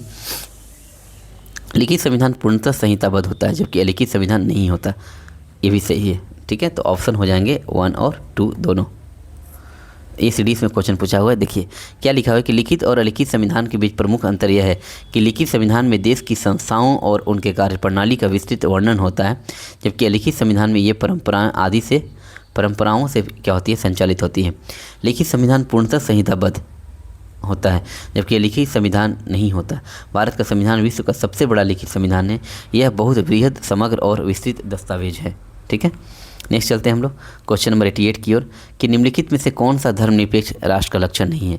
धर्मनिरपेक्ष राष्ट्र का लक्षण कौन नहीं है, देखते हैं हम लोग। क्या करें, यह धर्म तंत्र को अस्वीकार करता है, गलत। लक्षण नहीं है कह रहा है ना, इसको पहले मार्क करते हैं। देखिए ये कह रहा है धर्मनिरपेक्ष राष्ट्र का लक्षण नहीं है, नहीं वाला हम लोग को टिक आउट करना है। ठीक है, तो धर्मनिरपेक्षता क्या कहता है, ध्यान से देखिए। धर्मनिरपेक्षता कहने का मतलब कि राज्य का अपना कोई धर्म नहीं होता है, बल्कि राज्य धर्म से समान दूरी बनाकर रखता है। बस इतना याद रखिएगा। अगर मैं जैसे ही आपको चैप्टर 1 पॉलिटी में बताऊंगा तो हर एक टर्म को क्लैरिफाई करूंगा कि बंधुत्व क्या है, धर्मनिरपेक्षता क्या है, समाजवाद क्या है, गणराज्य क्या है, सब के बारे में चर्चा करूंगा। तो धर्मनिरपेक्ष का मतलब सिंपल सा जानिए कि जो राज्य है, राज्य जो है का अपना कोई धर्म नहीं होता, राज्य का अपना कोई धर्म नहीं होता, कोई धर्म नहीं होता है, बल्कि यह धर्म से समान दूरी, धर्म से दूरी नहीं, धर्म से समान दूरी बनाकर रखता है। धर्म से समान दूरी, हर एक धर्म से समान दूरी बनाकर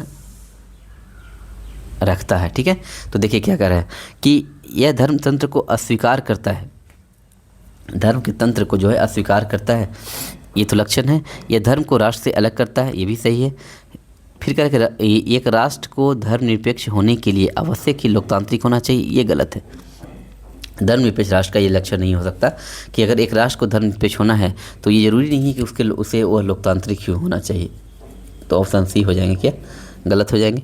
नेक्स्ट डी देखिए क्या कह रहा है कि इसको अवश्य ही धार्मिक संघर्ष रोकना चाहिए और धार्मिक समन्वय बढ़ाना चाहिए, मतलब ये कथन सही है। तो ऑप्शन सी हम लोग को यहाँ पर क्या हो जाएगा, गलत है। इसको मैं मार्क कर देता हूँ। और देखिए क्या लिखा है कि एक धर्मनिरपेक्ष राष्ट्र के लिए यह आवश्यक नहीं है कि वह सिर्फ लोकतांत्रिक हो, साम्यवादी और राजतंत्रीय व्यवस्था में भी राष्ट्र धर्मनिरपेक्ष हो सकते हैं। ठीक है, नेक्स्ट है कि भारत एक गणतंत्रात्मक राज्य है। इसका मतलब क्या हुआ, गणतंत्रात्मक राज्य का मतलब होता है कि इसमें जो अध्यक्ष होते हैं, राज्य के जो अध्यक्ष होते हैं वे निर्वाचित किए जाते हैं। गणतंत्र का मतलब होता है, गणतंत्रात्मक राज्य का मतलब होता है कि राज्य का जो अध्यक्ष होगा और अध्यक्ष क्या होगा, निर्वाचित होगा, अध्यक्ष भी निर्वाचित होगा। तो देखिए कहाँ लिखा हुआ है कि इसमें राज्य अध्यक्ष निर्वाचित किया जाता है, ये सही है। यह कई राज्यों तथा संघ शासित क्षेत्रों का यूनियन है, गलत है, गलत है। तो ये ऑप्शन हो जाएगा हम लोग का ए। ठीक है, देखिए गणतंत्र राज्य वह होता है जहाँ शासन का प्रधान निर्वाचित होता है, शासन का प्रधान जो है, अध्यक्ष जो है निर्वाचित होता है, तथा राजतंत्रात्मक राज्य वह होता है जहाँ शासन का प्रधान वंशानुगत होता है। दो चीज़ याद रखेंगे। अगर गणतंत्र राज्य की बात करेंगे तो वहाँ राज्य का जो इस शासन का जो प्रधान होगा वह निर्वाचित होगा, और राजतंत्रात्मक राज्य में क्या होता है, जो शासन का प्रधान होता है वह वंशानुगत होता है। नेक्स्ट है कि भारत का संविधान गणतंत्रीय है, क्यों, क्योंकि यह राज्य का जो शासन का जो प्रधान है, अध्यक्ष, वो भी क्या होता है, निर्वाचित होता है। ठीक है, तो क्या एक निर्वाचित संसद को बंद करता है, गलत। वयस्क मताधिकार को बंद करता है, गलत। अधिकारों को विधेयक समाविष्ट करता है, गलत। कोई वंशानुगत तत्व नहीं है, सही है।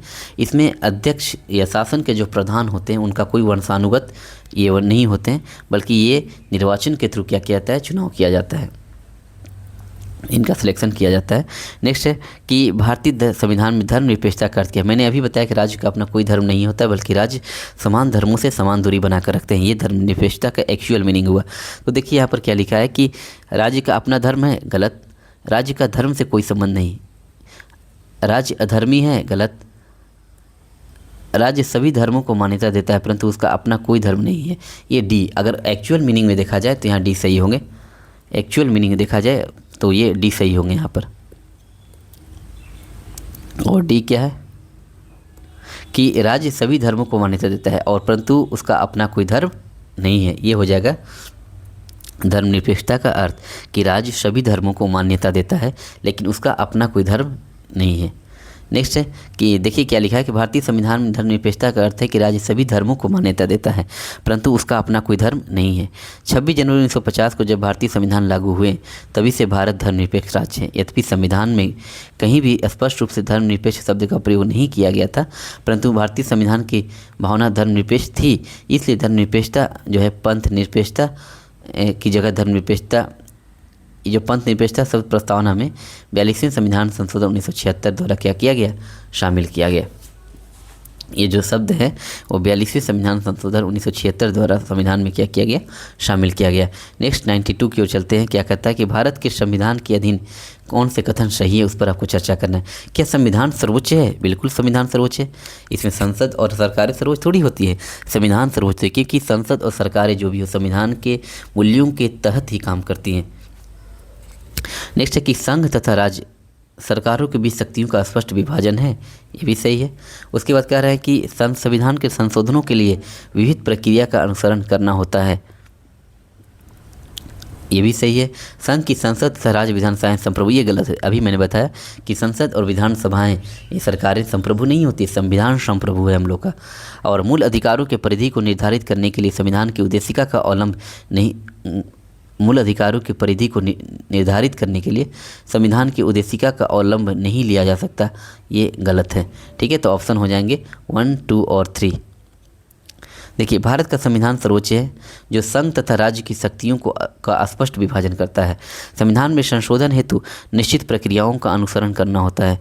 संघ की संसद या विधानसभाएं नहीं बल्कि राष्ट्र संप्रभु है।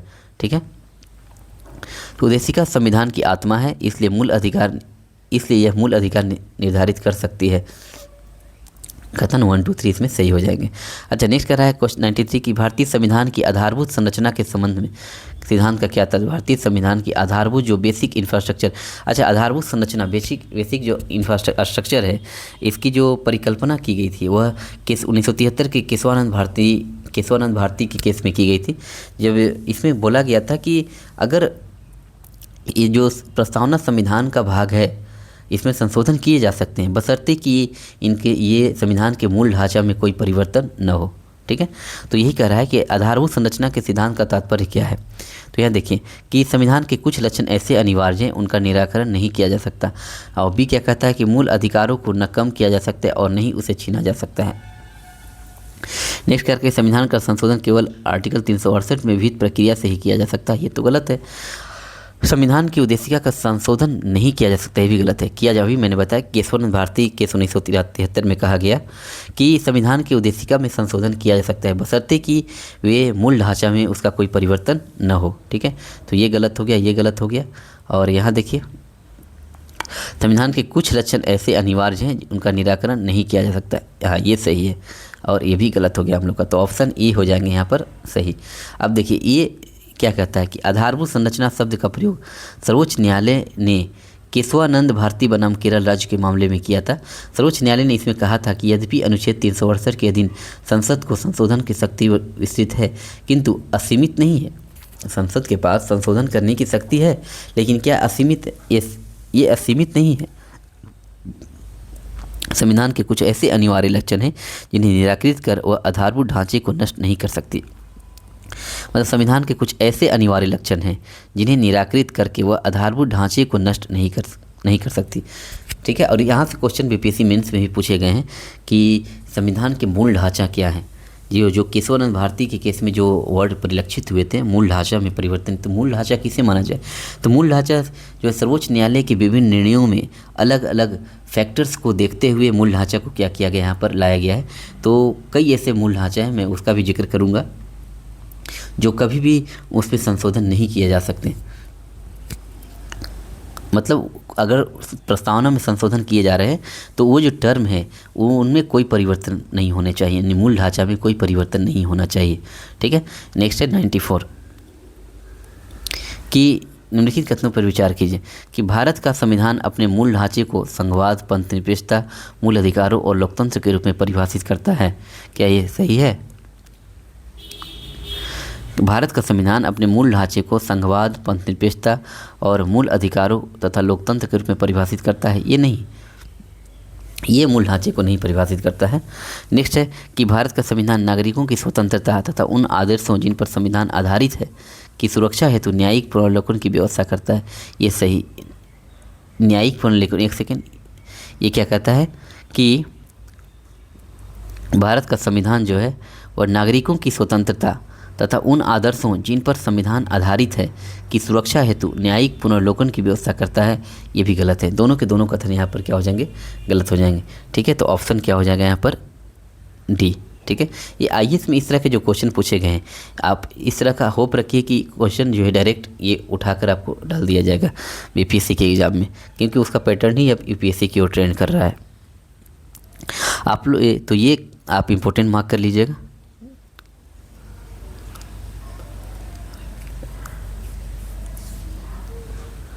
नेक्स्ट है 95 कि भारत के संविधान के संबंध में निम्नलिखित में से कौन से कथन सही नहीं है।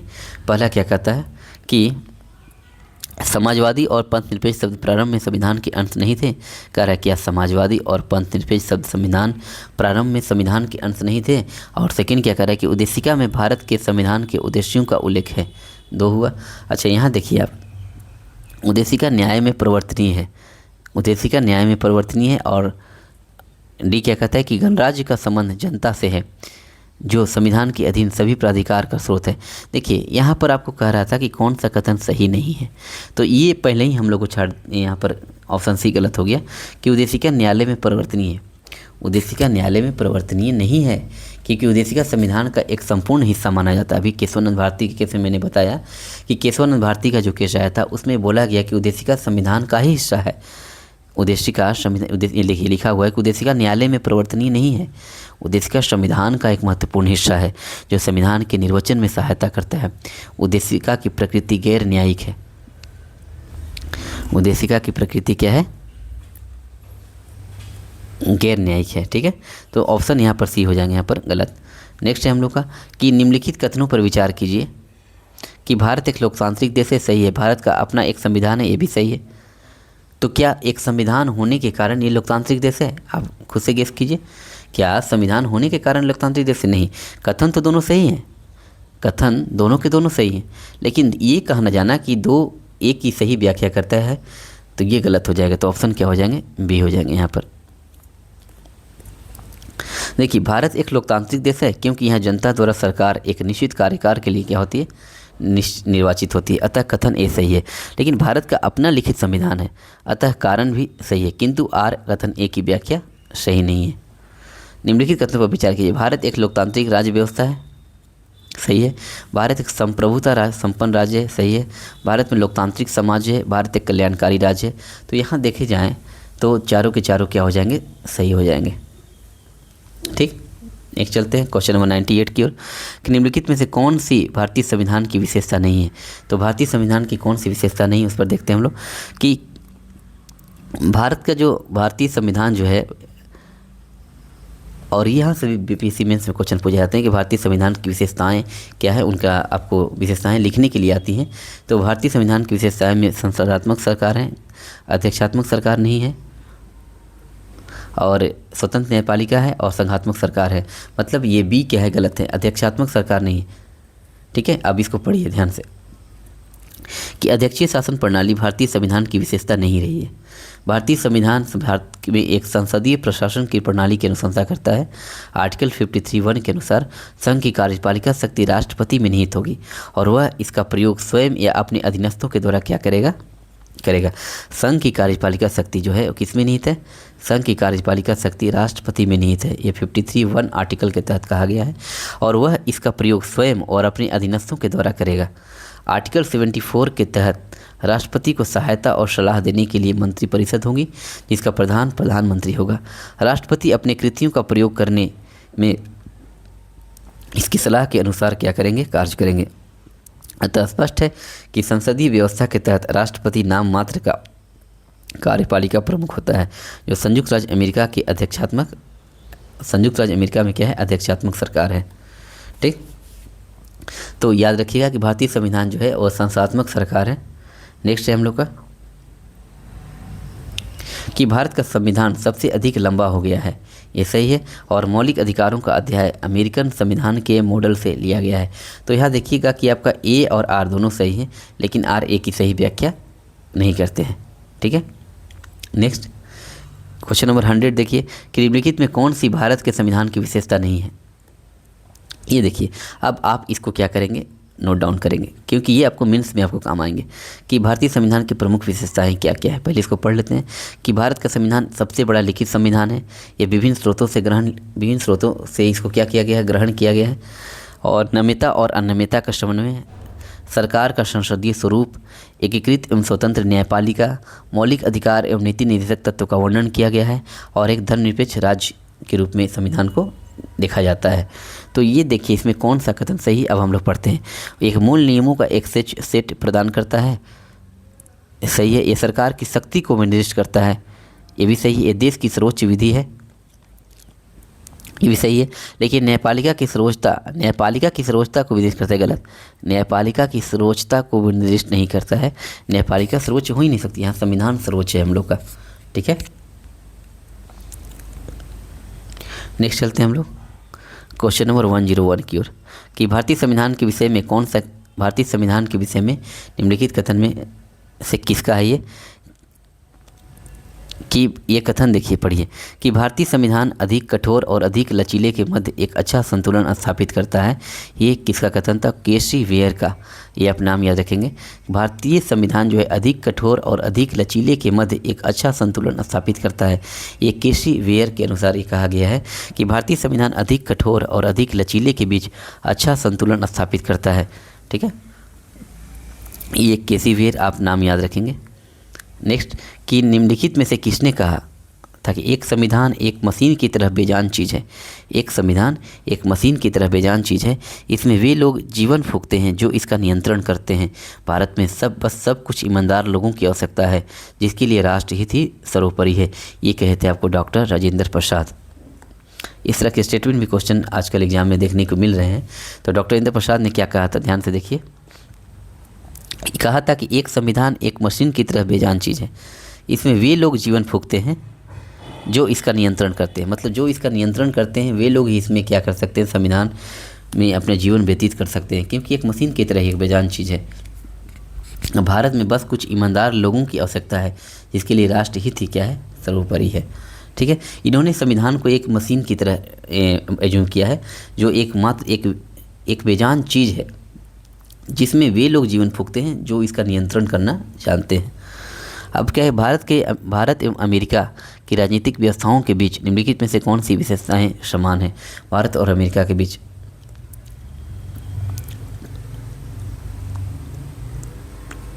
तो देखिए, अवशिष्ट शक्तियाँ केंद्र के पास है, क्या ये दोनों में समान है, गलत।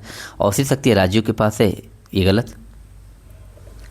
राष्ट्रपति के पास पॉकेट वीटो की शक्ति है, ये देखिए, ये कथन 3 जो है ये सही है। और उस सदन में कुछ मनोनीत सदस्य होते हैं। तो ये भारत और अमेरिका की राजनीतिक व्यवस्था के बीच हम लोग को समानता देखना था। तो राष्ट्रपति के पास वीटो का पावर, ये कॉमन प्रॉपर्टी है दोनों के बीच। भारत और अमेरिका की राजनीतिक व्यवस्थाओं में जो समान जो विशेषताएं हैं वो यही है कि राष्ट्रपति, भारत के राष्ट्रपति हो या अमेरिका के राष्ट्रपति, इन दोनों के पास वीटो की शक्ति क्या है, दोनों के पास वीटो की शक्ति है। तो कथन ए हो जाएंगे। देखिए क्या लिखा हुआ है, कि भारत एवं अमेरिका की राजनीतिक व्यवस्था में कुछ समानता हैं तो कुछ असमानता भी है। जहां भारत में अवशिष्ट शक्ति केंद्र के पास है, वहीं अमेरिकी संविधान में या अमेरिकी राज्य व्यवस्था में अवशिष्ट शक्ति राज्यों में नहीं थे। देखिए, इससे ये गलत हुआ था, क्योंकि भारत में जो अवशिष्ट शक्ति है वो किसके पास है? केंद्र के पास है। लेकिन अमेरिकी में जो अवशिष्ट शक्ति है, अमेरिकी राज्य व्यवस्था में जो अवशिष्ट शक्ति है, किसके पास है? राज्य के पास है। उसी तरह देखिए कि भारत में उच्च सदन में कुछ सदस्य राष्ट्रपति द्वारा मनोनीत किए जाते हैं, जबकि अमेरिका में ऐसा नहीं है। अमेरिका में ऐसा नहीं है, तो वो भी गलत हो गया था, सेकेंड स्टेटमेंट भी।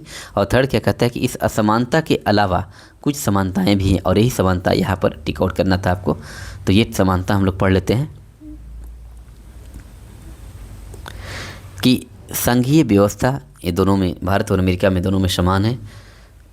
न्यायिक पुनर्विलोकन, राष्ट्रपति की पॉकेट वीटो की शक्ति और राष्ट्रपति का सेनाओं का सर्वोच्च कमांडर होना, ये चार आप याद रखेंगे कि एक संघीय व्यवस्था, न्यायिक पुनर्विलोकन, राष्ट्रपति की पॉकेट वीटो और राष्ट्रपति की सेनाओं का सर्वोच्च कमांडर होना, ये चारों के चारों भारत और अमेरिका की जो राजनीतिक व्यवस्था है उनकी विशेषताएं, समान विशेषताएँ हैं। नेक्स्ट क्वेश्चन नंबर 104 की ओर चलते हैं हम लोग कि संविधान सभा द्वारा अंगीकृत ऐतिहासिक उद्देश्यों के कथन के संबंध में कौन से सही हैं? संविधान सभा द्वारा जो अंगीकृत किए गए थे ऐतिहासिक उद्देश्यों के कथन में कौन से कथन सही हैं, उनको देखना है आपको। तो कह रहा है क्या, फर्स्ट स्टेटमेंट क्या है कि उद्देश्यों के कथन ने अपने सभी उत्तरवर्ती चरणों से संविधान के रूप निर्माण को अनुप्राणित किया है। यह सही है। यह केवल एक प्रस्ताव भर ही नहीं है, बल्कि एक घोषणा है, एक दृढ़ संकल्प और एक प्रतिज्ञा थी। ये भी सही है। और इसने हमारे संविधान का अंतर्निहित दर्शन प्रदान किया है। ये भी सही है। तो ऑप्शन क्या हो जाएंगे हम लोग का 1, 2 और 3।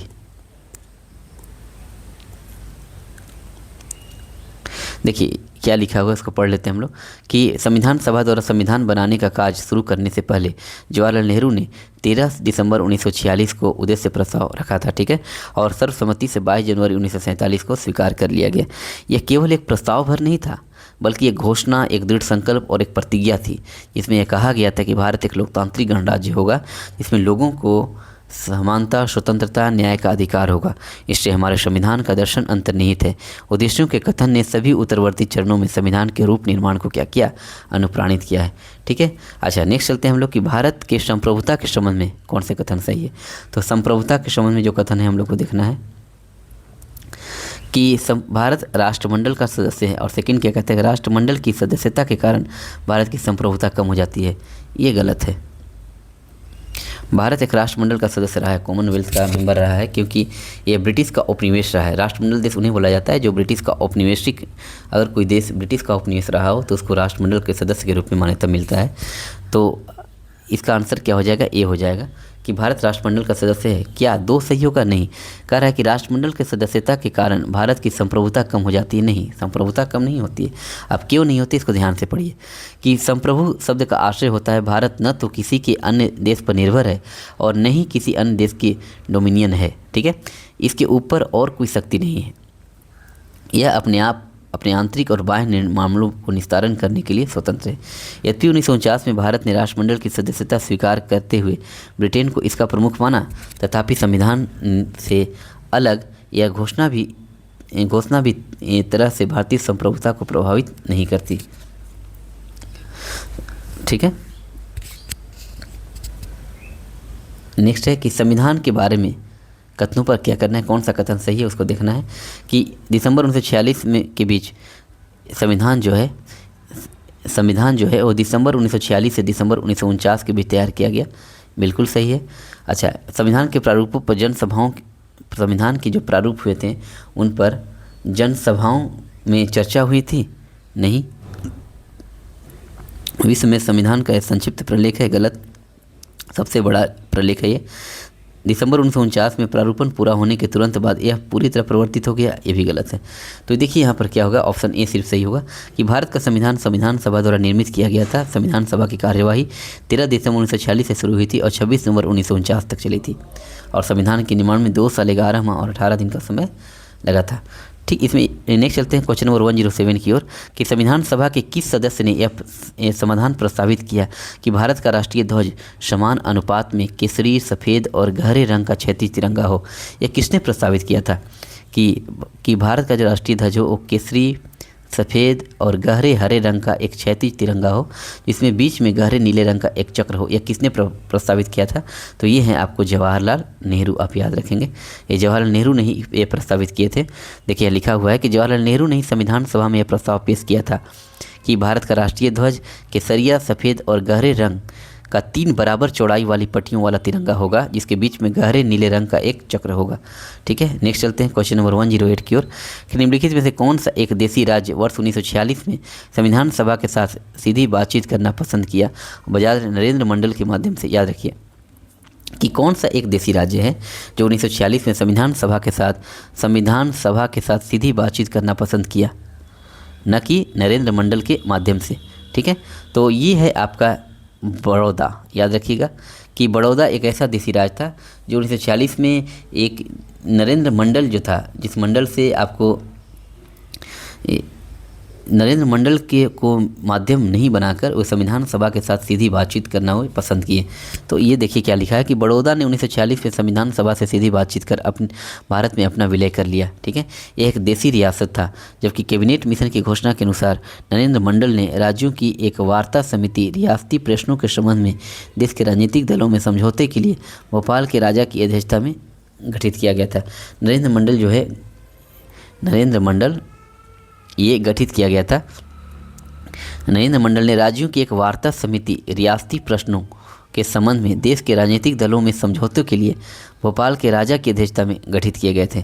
ठीक है, लेकिन बड़ौदा एक ऐसा राज्य था, देशी राज्य, जो नरेंद्र मंडल की मध्यस्थता को त्याग कर वे संविधान सभा से सीधे बातचीत करके भारत में अपना विलय कर लिया था।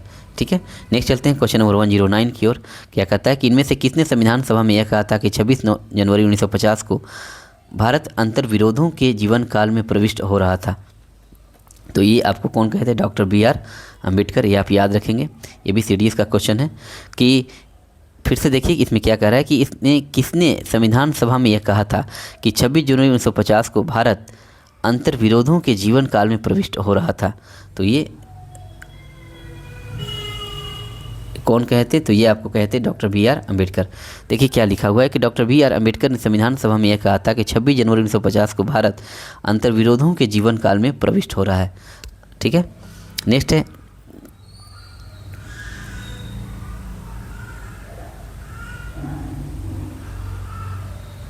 क्वेश्चन नंबर 110 की ओर देखते हैं हम लोग कि जयपाल सिंह के बारे में कौन सा कथन सही नहीं? वे संविधान सभा के सदस्य थे या उन्होंने आदिवासी महासभा की स्थापना की? तो ये झारखंड से बिलोंग करते हैं। वे पहली भारतीय राष्ट्रीय हॉकी टीम के कप्तान थे? नहीं। उन्होंने छत्तीसगढ़ के लिए अलग एक राज्य का अभियान चलाया? इसमें देखिए क्या कह रहा है, इसमें कह रहा है कि नहीं है, ध्यान से देखिएगा।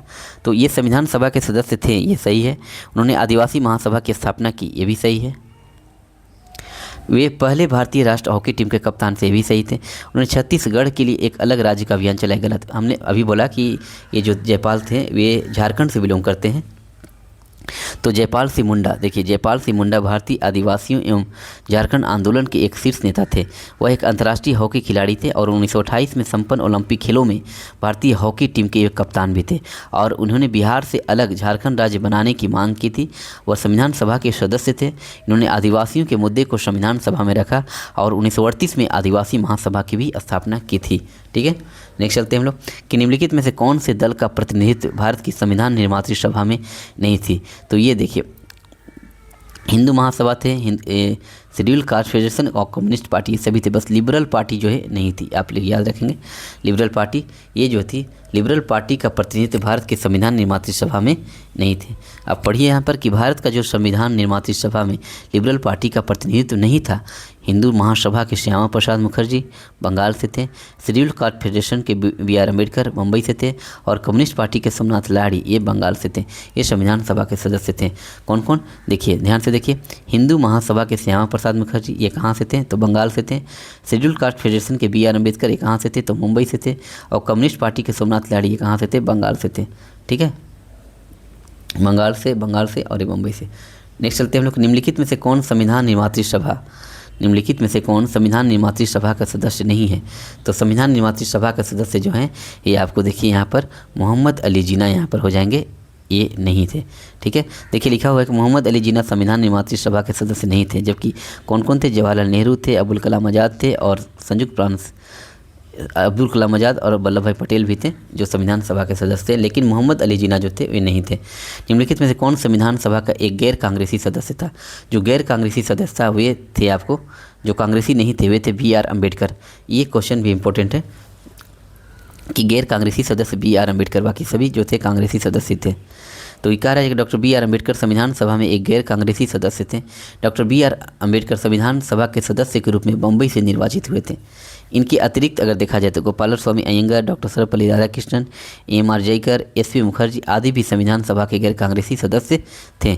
बी.आर. अम्बेडकर तो थे ही, इसके अलावा और भी थे। देखिए क्या कौन कौन थे, गोपाल स्वामी अयंगर, सर्वपल्ली राधाकृष्णन, एम.आर. जयकर, एस.पी. मुखर्जी, और ये सभी क्या थे, ये सभी गैर कांग्रेसी सदस्य थे। ठीक है, नेक्स्ट क्या कह रहा है कि किसने कहा था कि संविधान सभा कांग्रेस थी और कांग्रेस भारत था। ये कहने वाले थे आपको ऑस्टिन। ये किसने कहा था कि संविधान सभा कांग्रेस थी और कांग्रेस भारत था, ये ऑस्टिन ने कहा था। देखिए क्या लिखा हुआ है कि प्रसिद्ध ब्रिटिश संविधान विशेषज्ञ ग्रेनविल ऑस्टिन ने संविधान सभा में कांग्रेस के प्रभाव को तथा संपूर्ण भारत में कांग्रेस की लोकप्रियता को स्वीकार करते हुए कहा कि संविधान सभा कांग्रेस थी और कांग्रेस भारत तथा संविधान सभा वास्तव में एक पार्टी वाले देश में एक पार्टी का संगठन था। द इंडियन कॉन्स्टिट्यूशन इनकी प्रमुख रचना है। ग्रेनविल ऑस्टिन की प्रमुख रचना क्या है, द इंडियन कॉन्स्टिट्यूशन। ठीक है, नेक्स्ट क्वेश्चन नंबर 15 की ओर चलते हैं, 115 की ओर, कि संविधान सभा में वयस्क मताधिकार को 15 वर्ष के लिए स्थगित करने की बात की थी। किसने की थी, तो संविधान सभा में वयस्क मताधिकार को 15 वर्ष के लिए स्थगित करने, वयस्क मताधिकार को 15 वर्ष के लिए स्थगित करने की बात ये जो की थी, ये किए थे मौलाना आज़ाद ने। देखिए क्या लिखा हुआ है कि संविधान सभा में वयस्क मताधिकार विषय पर बहस के दौरान मौलाना अबुल कलाम आज़ाद ने वयस्क मताधिकार को 15 वर्षों के लिए स्थगित करने की वकालत की थी, किंतु डॉक्टर राजेंद्र प्रसाद एवं पंडित जवाहरलाल नेहरू ने जोरदार ढंग से इसके वयस्क मताधिकार के पक्ष में अपना समर्थन दिया था। वयस्क मताधिकार को 15 वर्षों के लिए स्थगित करने की बात किसने कही थी, तो मौलाना आज़ाद ने। लेकिन इसका विरोध किसने किया और बल्कि वयस्क मताधिकार का समर्थन किसने किया, तो राजेंद्र प्रसाद और जवाहरलाल नेहरू ने क्या किया, इसका जोरदार समर्थन किया था वयस्क मताधिकार को लेकर। और अपोज किसने किए थे, 15 वर्ष को लेकर स्थगित करने की बात कही थी किसने, मौलाना आज़ाद ने। नेक्स्ट है सूची एक्स और सूची वाई सम्मिलित कीजिए और सूचियों के नीचे दिए गए कोटों का प्रयोग करके सही उत्तर का आपको चुनाव करना है। तो देखिए क्या लिखा है, ये स्टेटमेंट है और इस स्टेटमेंट को आपको क्या करना है,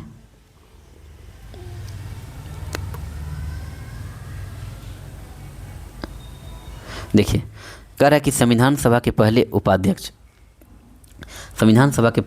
कौन थे, आपको एच.सी. मुखर्जी। तो 1 का 4 कीजिए, ए का 4। ठीक है, फिर कह रहा है प्रारूप समिति के एकमात्र कांग्रेसी सदस्य, अगर पूछा जाए प्रारूप समिति के एकमात्र कांग्रेसी सदस्य कौन होंगे, क्या वी.टी. कृष्णाचारी होंगे कि जवाहरलाल नेहरू होंगे, के.एम. मुंशी होंगे। अगर आपको नहीं क्लिक कर पा रहे हैं तो आगे बढ़िए। ठीक है, तो राजस्थान की रियासतों का प्रतिनिधित्व करने वाले संविधान सभा के सदस्य कौन थे और संघ संविधान समिति के अध्यक्ष कौन थे। तो ये तो मिल गया कि संघ संविधान समिति के जवाहरलाल नेहरू, डी का 2। तो ए का 4 और डी का 2 देखिए कहाँ पर है, ए का 4 डी का 2, ए का 4 और डी का 2, ऑप्शन बी हो जाएगा हम लोग का सही। इसका मतलब बी का क्या हो जाएगा 3, बी का 3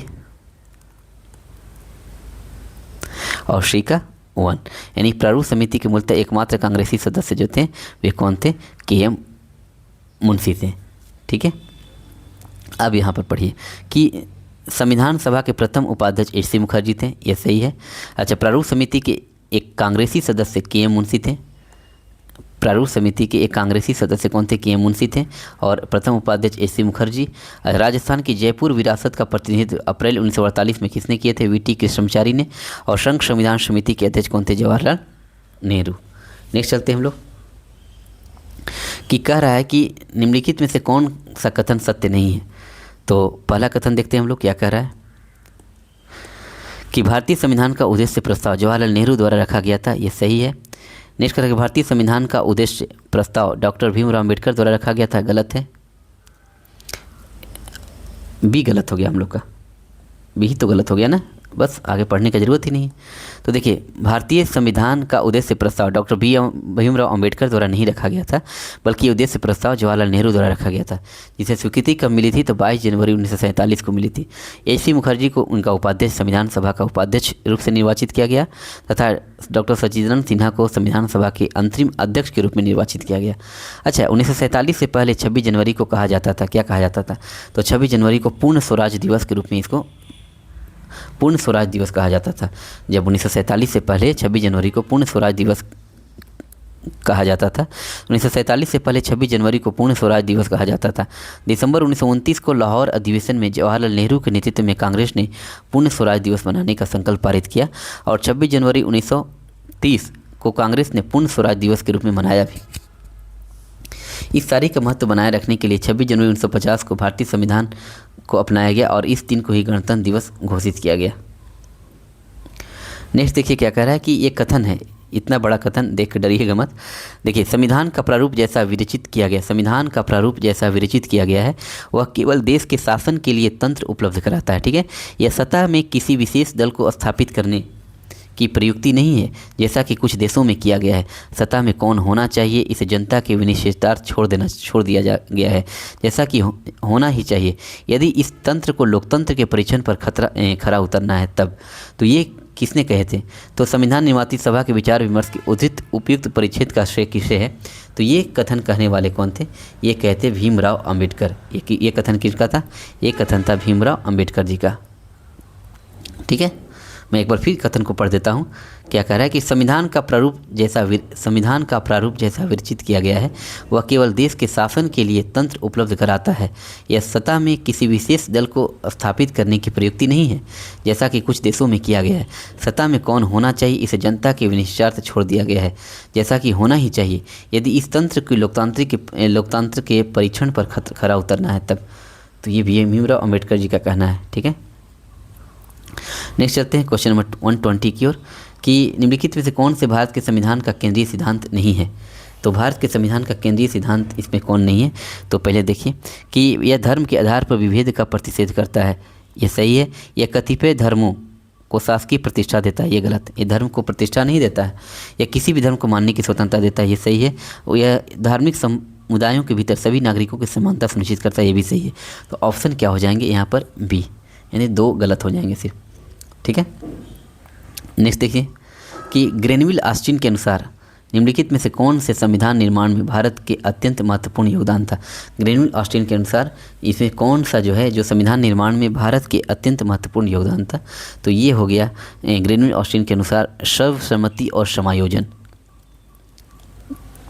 सर्वसम्मति और समायोजन। देखिए क्या कर रहा है कि अमेरिकी इतिहासकार ग्रेनविल ऑस्टिन के अनुसार भारतीय संविधान के निर्माण में सर्वसम्मति और समायोजन का महत्वपूर्ण योगदान था। किनका योगदान था? सर्वसम्मति और समायोजन का महत्वपूर्ण योगदान था। ये किसके अनुसार? तो ग्रेनविल ऑस्टिन के अनुसार, ठीक है। आपको 121 क्वेश्चन हो गया है। नेक्स्ट चलते हैं 122 की ओर कि निम्नलिखित विद्वानों में से किसने भारत के संविधान को सीवन रहित जाल के रूप में अवधारित किया गया है? किसके रूप में? सीवन रहित जाल के रूप में किसने अवधारित किया है? तो ये हो गया आपको ग्रेनविल ऑस्टिन। ग्रेनविल ऑस्टिन के 2-3 कथन आप एक जगह नोट डाउन कर लेंगे, ठीक है। तो ग्रेनविल ऑस्टिन ने ही भारत के संविधान को सीवन रहित जाल के रूप में अवधारित किया गया है। देखिए, ग्रेनविल ऑस्टिन 1927 से 2014 तक भारतीय संविधान और संवैधानिक चर्चाओं के अमेरिकी विद्वान थे। भारतीय संविधान के बारे में उनके लेखन और योगदान के लिए 2011 में उन्हें पद्मश्री से भी सम्मानित किया गया था। इनकी प्रमुख पुस्तकें जो हैं the Indian constitution, cornerstone of a nation, उसके बाद working a democratic constitution, the Indian experience. इन्होंने भारतीय संविधान को जीवन रहित जाल, जीवन कर दीजिए, जीवन रहित जाल के रूप में अवधारित किया गया है। जीवन रहित जाल के रूप में, जीवन रहित जाल, याद रखिएगा कि ये जो ग्रेनविल ऑस्टिन है इन्होंने भारतीय संविधान को क्या कहा है? जीवन रहित जाल। नेक्स्ट चलते हैं क्वेश्चन नंबर 123 की ओर। 123 क्या कहता है कि निम्नलिखित में से कौन सा भारत के संविधान का प्रकार नहीं है? तो फर्स्ट क्या कर रहा है कि राजनीति में अच्छे लोगों की भागीदारी सुनिश्चित करना। क्या ये भारतीय संविधान का प्रकार नहीं है? गलत, ये प्रकार है। ये कह रहा है कि प्रकार नहीं है, मतलब भारत के संविधान के लिए जो सूटेबल नहीं है उसको यहाँ पर देखना है। तो पहले देखते हैं बी, जो वर्ड समझ में नहीं है उसको आप स्किप करके नेक्स्ट पढ़ें। तो नागरिकों को अधिकारों के एक सेट की गारंटी देना, ये भारतीय संविधान का प्रकार है। ठीक है। सरकार के विभिन्न अंगों की शक्ति को परिभाषित करना ये भी है, और न्यायपूर्ण समाज के लिए परिस्थितियाँ सृजित करना ये भी सही है। तो राजनीति में अच्छे लोगों, ये गलत है, ये जरूरी थोड़ी राजनीति में अच्छे लोगों की भागीदारी सुनिश्चित की जाए, संविधान में ऐसा कुछ नहीं लिखा गया है। तो ऑप्शन ए क्या हो जाएंगे, गलत हो जाएंगे हम लोग का। नेक्स्ट चलते हैं हम लोग। यहाँ देखिए लिखा हुआ है कि भारतीय संविधान में यह कहीं नहीं लिखा गया है कि राजनीति में अच्छे लोगों की भागीदारी ही सुनिश्चित करना है। ठीक है। भारतीय संविधान में यह कहीं नहीं लिखा गया है कि राजनीति में अच्छे लोगों की भागीदारी ही सुनिश्चित करना संविधान का प्रकार है। संविधान में किसी भी नागरिक को चुनावी प्रक्रिया में भाग लेने का अधिकार दिया गया है। समय समय पर चुनाव सुधार नियमों और आपराधिक वर्ग को चुनावी प्रक्रिया से बाहर करने का भी प्रावधान बनाया गया है। नेक्स्ट है कि भारतीय राज्य व्यवस्था में कौन सर्वोच्च है। तो आप लोग को पता है कि संविधान जो है हम लोग का सर्वोच्च है। भारतीय राज्य व्यवस्था में सर्वोच्च संविधान होता है। भारतीय संविधान देश का सर्वोच्च मौलिक कानून है। शासन के सभी अंग संविधान से ही शक्ति प्राप्त करते हैं। भारतीय संविधान दिवस मनाया जाता है कब, 26 नवंबर को, क्योंकि 26 नवंबर को ही संविधान दिवस के रूप में क्यों मनाया जाता है, क्योंकि 26 नवंबर 1949 को ही भारत के संविधान को अंगीकृत एवं अधिनियमित किया गया था। 126 निम्नलिखित में से किनके विधि के शासन के प्रमुख लक्षणों के रूप में माना गया है। तो विधि के शासन के प्रमुख लक्षणों के रूप में किन्हें माना गया है, विधि के शासन के प्रमुख शक्तियों का परिसीमन, विधि के समक्ष समता, अच्छा सरकार के प्रति जन उत्तरदायित्व ये नहीं है, स्वतंत्रता और नागरिक अधिकार ये है। यानी कि 1, 2 का 4 याद रखिएगा, ये हो जाएंगे यहाँ पर। शक्तियों का परिसीमन ये विधि के शासन के प्रमुख लक्षण के रूप में माने जाएंगे। शक्ति का परिसीमन हो और विधि के समक्ष क्षमता और स्वतंत्रता और नागरिक अधिकार। देखिए क्या लिखा हुआ है यहाँ पर, पढ़ते हैं कि विधि का शासन ब्रिटिश न्यायविद प्रोफेसर डायसी की संकल्पना है। विधि का शासन ब्रिटिश न्यायविद प्रोफेसर डायसी की संकल्पना है। इसका तात्पर्य है कि कोई भी व्यक्ति विधि के ऊपर नहीं, कोई भी व्यक्ति कानून के ऊपर नहीं हो सकता। इसका उद्देश्य है कि राज्य संस्थाओं की शक्तियों को सीमित करना। विधि का जो मेन उद्देश्य है कि राज्य संस्था की जो शक्ति है उनको सीमित करना, बिना किसी भेदभाव के समान स्तर के लोगों पर समान रूप से लागू होना और नागरिक अधिकारों की व्यवस्था करना जिससे कि वे अपनी स्वतंत्रता का उपभोग कर सके। नेक्स्ट है कि भारतीय राष्ट्रीय ध्वज के रूप में किस दिन को स्वीकार किया गया, तो 22 जुलाई 1947 को। नेक्स्ट चलते हैं हम लोग कि भारत की संविधान सभा ने निम्नलिखित में से किस तिथि को राष्ट्रीय ध्वज अपनाया था, तो फिर यही हो गया 22 जुलाई 1947 को। भारत के राष्ट्रीय ध्वज में तीलियों की संख्या कितनी है, तो ये 24 है। भारतीय राष्ट्रीय ध्वज में चक्र किसका प्रतीक है, ये जो चक्र होता है वो न्याय का प्रतीक होता है। चक्र किसका प्रतीक है, न्याय का प्रतीक है। नेक्स्ट है कि 14 से 15 अगस्त 1947 की मध्य रात्रि केंद्रीय असेंबली में इकबाल की गीत हिंदुस्तान हमारा और तथा जन गण मन किसने गाया था, तो ये जन गण मन और हिंदुस्तान हमारा जो है ये क्यों कौन गाए थे, तो ये हो जाएंगे आपको MS सुब्बालक्ष्मी। ये आप इंपॉर्टेंट मार्क करके नोट्स में इसको राइट डाउन करेंगे कि 14 से 15 अगस्त 1947 की मध्य रात्रि केंद्रीय असेंबली में इकबाल का गीत हिंदुस्तान हमारा और जन गण मन ये किसने गाया था, तो ये MS सुब्बालक्ष्मी जी ने गाए थे। नेक्स्ट है, देखिए पढ़ लीजिए कि 14 से 15 अगस्त 1947 की मध्य रात्रि को केंद्रीय असेंबली में इकबाल का गीत हिंदुस्तान हमारा तथा रविंद्रनाथ टैगोर द्वारा लिखित गीत जन गण मन का भारतीय राष्ट्रीय गान MS सुब्बालक्ष्मी ने गाया था। ठीक है। और उल्लेखनीय कि भारतीय राष्ट्रगान का कार्यकाल 52 सेकंड का होता है। देखिए लिखा हुआ है कि संपूर्ण राष्ट्रगान का गायन काल होता है 52 सेकंड। ठीक है। नेक्स्ट देखिए लास्ट क्वेश्चन है, ये आपका लास्ट क्वेश्चन हो गया 133 और ये टॉपिक हम लोग का आज लास्ट हो जाएगा कि निम्नलिखित में से किसका या किन लोगों का स्वतंत्र भारत के प्रथम मंत्रिमंडल का पोर्टफोलियो उनके अंतरिम सरकार के पोर्टफोलियो से भिन्न था। तो यहाँ देखिए कि 1947 में जो उनको किन लोगों को स्वतंत्र भारत के जो प्रथम मंत्रिमंडल 1947 में गठन किए गए, उस समय का जो लोगों के पास जो पोर्टफोलियो था, जो मंत्रालय था, वो अंतरिम सरकार के समान से भिन्न था। तो किनको देखें, तो देख लेते हैं पहले कि जगजीवन राम को पहले भी श्रम था और अंतरिम सरकार में भी उनको क्या किया गया, प्रथम मंत्रिमंडल में पोर्टफोलियो श्रम था और अंतरिम सरकार में भी पोर्टफोलियो श्रम ही था। डॉक्टर इंद्र प्रसाद को देखा जाए, यहाँ भी खाद्य कृषि, यहाँ भी खाद्य कृषि। सरदार बलदेव सिंह को रक्षा, लेकिन CH भाभा को पहले वाणिज्य विभाग दिया गया था, लेकिन अंतरिम सरकार के पोर्टफोलियो में उनका क्या था, खनन कार्य एवं शक्ति विभाग। ठीक है। तो ये हो जाएंगे आपको HC भाभा यानी कि 3, इनका पोर्टफोलियो जो है वो चेंज हो गया था। ठीक है, तो ये है हम लोग का आज का जो लेक्चर हुआ स्टार्ट हुआ संविधान निर्माण के प्रमुख चरण। ये हम लोग का टॉपिक क्या हो गया, ये टॉपिक हो गया हम लोग का कंप्लीट। ठीक है, इसमें अप्रोक्स 130 प्लस क्वेश्चन को मैंने MCQ आपको बताया। आप लोग इसको 1-2 बार देखें। हाँ, और इसका PDF के लिए आप लोग ध्यान देखें, इसके PDF के लिए आप लोग टेलीग्राम ज्वाइन करें। डेली बेसिस पर आपको PDF वहाँ पर प्रोवाइड कर दिया जाता है। और टेलीग्राम का जो लिंक है आपको कहाँ दिया गया, बायो में दिया हुआ है, आप लोग वहाँ से इसको ज्वाइन कर सकते हैं। ठीक है, और हाँ, एक चीज़ और मैं आपको बता देना चाहता हूँ कि मेंस को लेकर PT और मेंस दोनों पॉइंट ऑफ व्यू से जो कॉम्प्रहेंसिव बैच है, जो फ्री ऑफ कॉस्ट आपको यूट्यूब पर आपको प्रोवाइड किया जा रहा है। जो टॉपिक जो चैप्टर अभी स्टार्ट हुआ है आप लोग को, वो कौन सा स्टार्ट हुआ है, इंडियन इकोनॉमी। आप लोग उसके ज़रूर देखें। मैं आपसे ये तो नहीं कह सकता कि मेरा ही पढ़ाया सही है, बट मैं इतना कॉन्फिडेंस से कह सकता हूँ कि ये कॉन्सेप्ट जो मैं आपको बता रहा हूँ वो आप मेरे साथ 1 मंथ अगर जुड़कर क्लास करते हैं तो इंडियन इकोनॉमी आपका सबसे स्ट्रॉन्ग पोर्शन हो जाएगा। मैं जिस भी टॉपिक, जिस भी चैप्टर को पढ़ाऊँगा, जिस भी सब्जेक्ट को पढ़ाऊँगा, इस सब्जेक्ट कर दीजिए, जिस भी सब्जेक्ट को पढ़ाऊंगा वो सब्जेक्ट पढ़ाने के बाद आपका सबसे स्ट्रॉन्ग सब्जेक्ट बनता चला जाएगा। ठीक है, तो आप इसको ज्वाइन करें। डेली 8 PM में मैं ये बैच ले रहा हूँ, आपको यूट्यूब पर जाकर देख सकते हैं। और सुबह के 8 बजे, सुबह के 8 AM में मैं क्या कर रहा हूँ, MCQ PT वाइज से, PT के प्रोस्पेक्टस से MCQ और मेंस के प्रोस्पेक्टस से रात के 8 बजे मैं इंडियन इकोनॉमी अभी स्टार्ट किया हूँ। तो चलिए मिलते हैं नेक्स्ट क्लास में। धन्यवाद।